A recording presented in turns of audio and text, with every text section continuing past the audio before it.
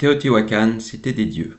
Le début de notre ère est marqué par l'essor des cités et la présence des temples joue un rôle fondamental.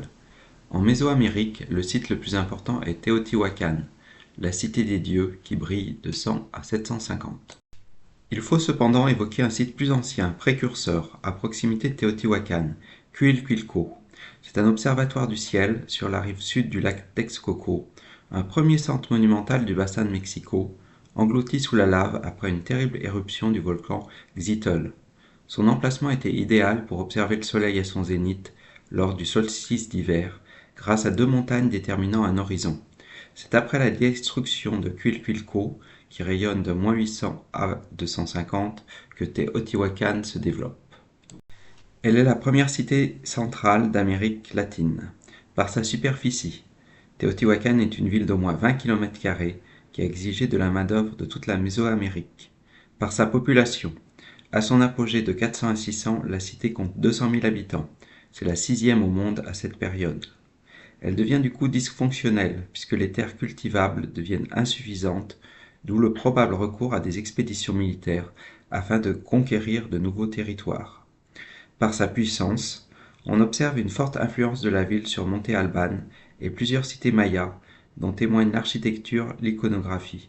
À Caminaljuyu, Tikal ou Copan, certaines stèles évoquent des alliances diplomatiques, voire une domination de Teotihuacan sur ces cités.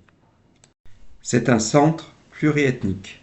En 1960, on a dégagé un quartier appelé d'Oaxaca, dont les objets indiquent une origine zapotèque. On remarque aussi d'autres peuples, identifiables à leur céramique.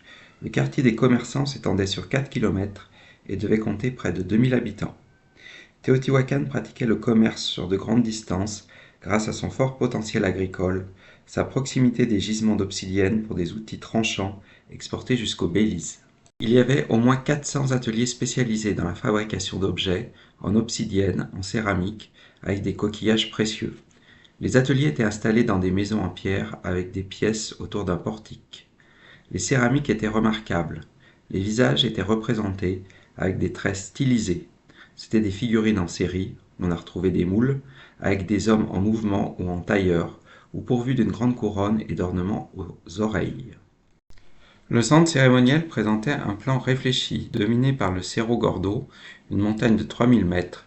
Une grande allée desservait du nord au sud les temples en forme de pyramide de la cité. Les pyramides étaient considérées comme des répliques de la montagne sacrée, source de vie, et du monde cosmique, avec ses 4 orients. Leur intérieur était dépourvu de lumière, sauf à travers une petite fente. Au nord se trouvait la pyramide de la Lune, et sa place, puis la pyramide du Soleil, de 66 mètres, le monument le plus haut du Mexique. Au sud se trouvait la citadelle, une plateforme de 400 mètres couronnée de 2 petits temples et de la pyramide du serpent à plumes, avec en face un grand ensemble qui était peut-être un marché ou un centre administratif. La citadelle présentait aussi un complexe résidentiel qui évoque un palais avec des chambres de petite taille, ce qui laisse supposer une proximité physique des seigneurs avec les artisans et les fonctionnaires. Tous les édifices étaient dotés de conduites d'évacuation et de citernes, de cours et de patios de grande dimension. On remarque la combinaison de pans obliques, taludes, et de pans droits, tableros, d'où le nom de ce style, le talud tablero. Des fouilles ont mis à jour de nombreux squelettes sacrifiés avec des offrandes dans les pyramides et les temples de la ville, notamment sous la pyramide de la Lune. À travers ses sculptures et ses fresques, Teotihuacan présente une iconographie très riche, qui évoque l'imaginaire de sa population. On trouve ainsi de nombreuses figures de divinités, de Tlaloc, le dieu de la pluie, peut-être le plus important des dieux.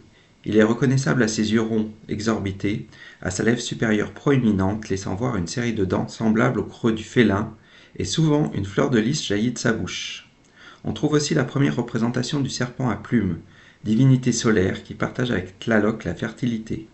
Au-dessous de sa couronne de plumes rayonnantes, on remarque ses crocs et un corps amphibien qui se termine en sonnette.